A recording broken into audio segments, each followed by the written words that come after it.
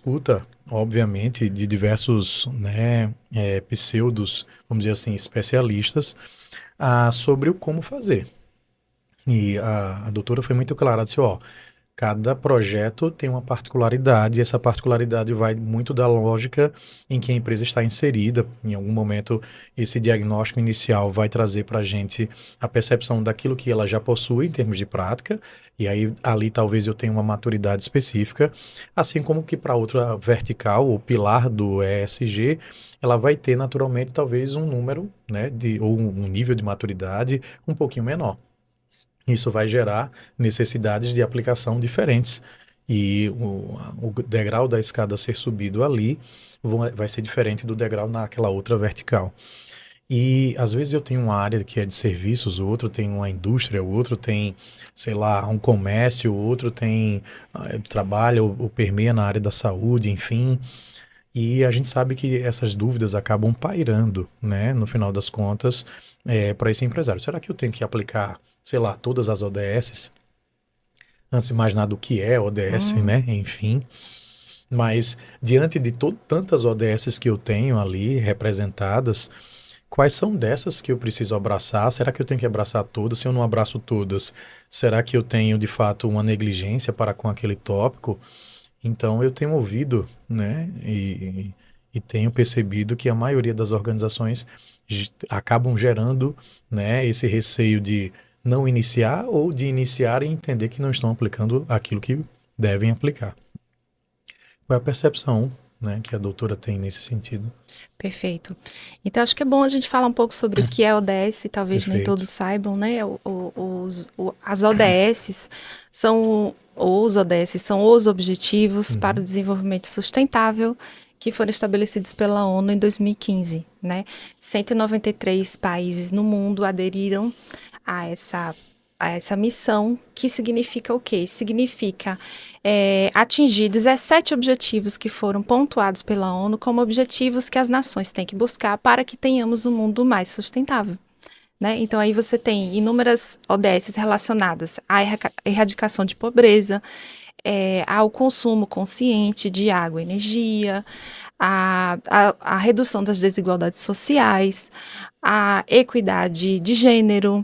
Então, são várias, digamos assim, vários pontos de atuação que as nações estão implicadas, aquelas que voluntariamente desejaram aderir, e elas têm objetivos traçados até 2030 para que o mundo caminhe de uma forma mais sustentável. Isso porque, como foi dito aqui, nós chegamos a um ponto de verificar que, do jeito como caminhamos, nós não caminhamos de uma forma sustentável. A produção hoje é feita de uma maneira que não tem muita lógica, a gente esgota eu falo a gente, é a humanidade como um todo, Sim. né? Esgota os recursos naturais. Nós temos hoje um cenário, um panorama cada vez mais de desemprego, né? Uhum. As novas tecnologias, inclusive, fazem parte desse contexto, que à medida em que, ao mesmo tempo que são muito positivas, trazem muitos avanços para a humanidade, né? Muitos benefícios para a humanidade, mas trazem os reveses também. Uhum. Então, hoje nós vemos um cenário de dificuldade, de pobreza, de não inclusão de pessoas, agravamento de diferenças, de desigualdades, de gênero, enfim.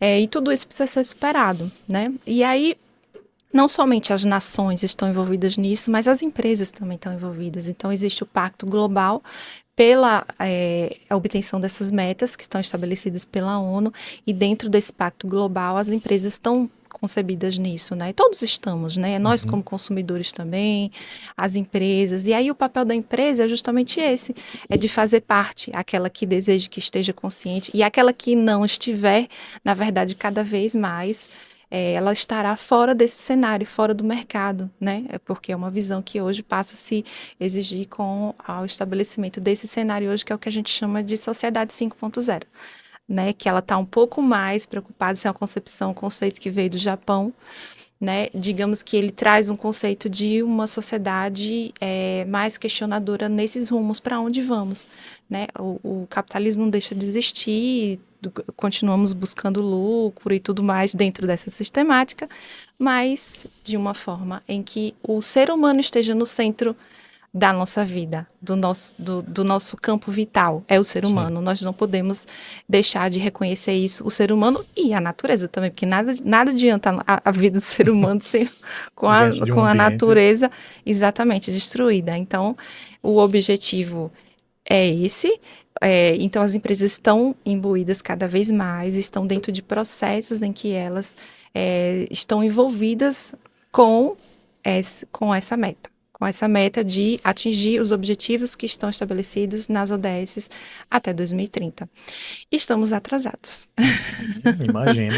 Estamos atrasados. Tenho visto até expectativas acho que agora, né, o nosso presidente, no primeiro momento, já apontou como sendo uma possível sede em 2030 ser o próprio Brasil, né? Enfim, não sei exatamente se seremos, mas... Pois a gente tem muito o que fazer ainda, né? Tanto no aspecto governamental, como também nas governanças das empresas, né? E eu volto a dizer que tenho a felicidade de trabalhar com a advocacia empresarial e aliar as empresas aos direitos humanos. Para mim eu digo isso com uma felicidade muito grande, porque é algo que eu acredito, é algo que faz parte da minha essência, dos meus conceitos, dos meus valores, fazer com que a sociedade seja mais justa, seja mais igualitária, que a gente pense no próximo, que a gente pense nas gerações futuras, né? Sim. A gente não pode pensar que vamos esgotar tudo que tem aqui, né? Porque existem pessoas que vão, assim como as que nos antecederam, deixaram esse mundo, a gente precisa se preocupar em deixar o mundo melhor. E é nessa senda que está o nosso desafio, né? Na nossa atuação aqui, você como consultor, eu como advogada, a gente busca criar essas estruturas, né, de consultorias voltadas para que as empresas possam se estruturar nesse objetivo de transformar a nossa realidade de uma forma mais positiva para o ser humano e para o meio ambiente.